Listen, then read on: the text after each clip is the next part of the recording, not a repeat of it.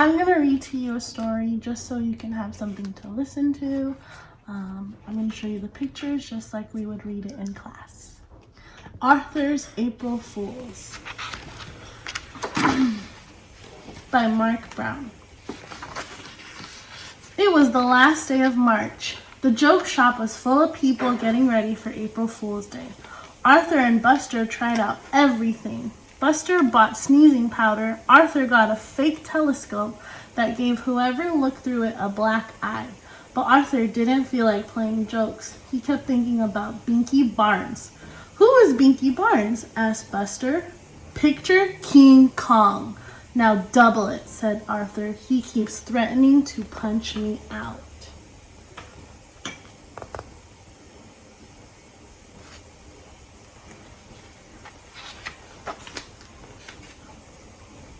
The next day, Arthur was practicing his magic tricks with Buster and Francine for April Fool's assembly. Hey, shrimp, a giant shadow covered them. I'll show you a trick, said Binky Barnes. He grabbed Arthur's favorite pen and put it in his pocket. Now you see it, now you don't, said Binky. Hey, watch it, said Arthur, trying to look brave. Why don't you make me, said Binky, and walked away. Pick on someone your own size, called Francine, like Godzilla. Wow, said Buster, you were right. He was going to pulverize you.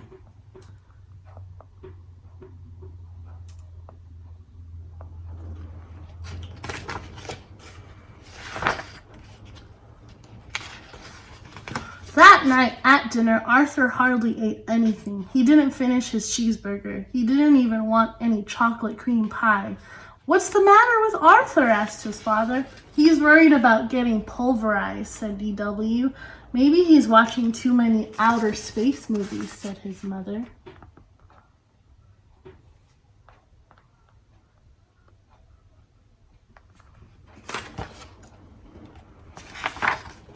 Later on, D.W. barged into Arthur's room. Good night, Mr. Universe, she said.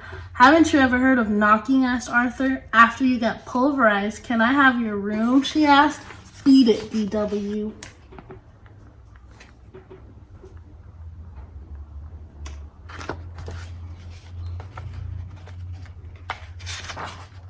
When Arthur finally fell asleep, he had nightmares.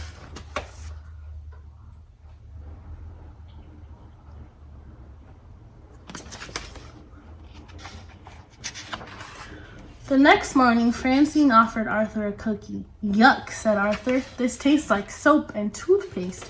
April Fools, laughed Francine, but Arthur was too worried to laugh. I'll never remember my magic tricks for the assembly, he said. Calm down, said Buster. I'll be your assistant. I'll help you if you get stuck. Arthur felt better. He could count on Buster, but just before the assembly, Buster got caught putting sneezing powder on Mr. Ratburn's desk. Instead of going to the assembly, Buster went to the principal's office.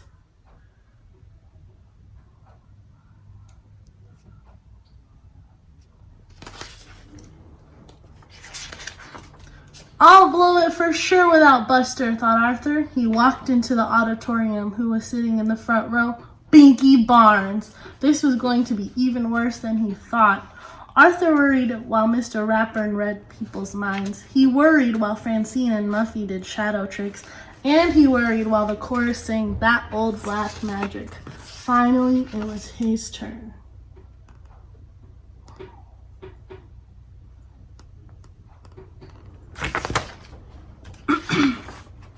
For my first trick, said Arthur, I'll need a volunteer. Binky Barnes jumped on the stage. Surprise, Pipsqueak, he whispered. Arthur gulped.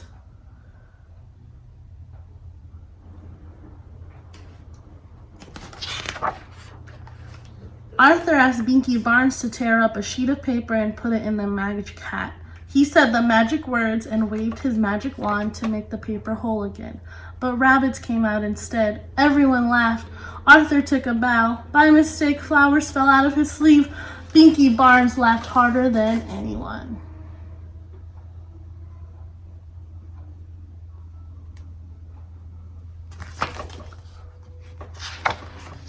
Then Arthur had an idea. He winked at Francine. For my next trick, I will saw this young man in half. Binky stopped laughing and took a step back. My saw, please, said Arthur. Binky turned pale.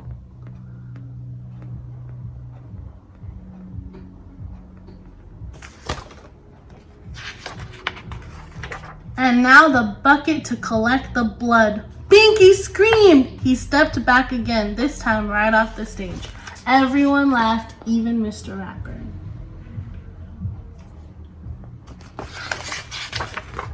After the assembly, Arthur stopped Binky in the hall. What's the matter, Binky? You left before I could show you my best trick.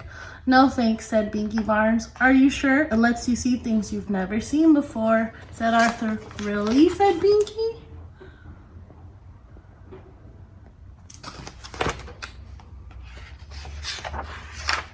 He grabbed the telescope and pointed it at Francine. I don't see anything. Of course not, said Arthur. You have to know the secret words.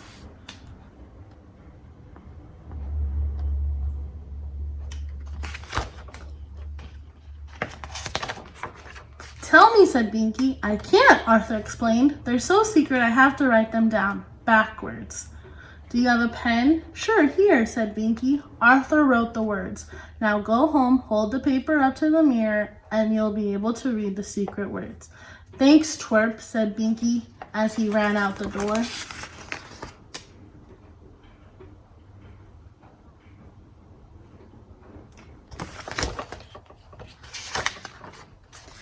Boy, that's your best trick yet, said Buster. You didn't get pulverized and you made Binky Barnes disappear. What did you write? Asked Francine.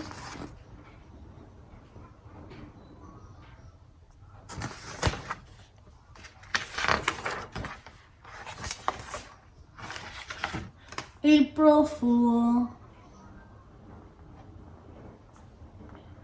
I read this book because it's April. See you tomorrow in Zoom class. Bye.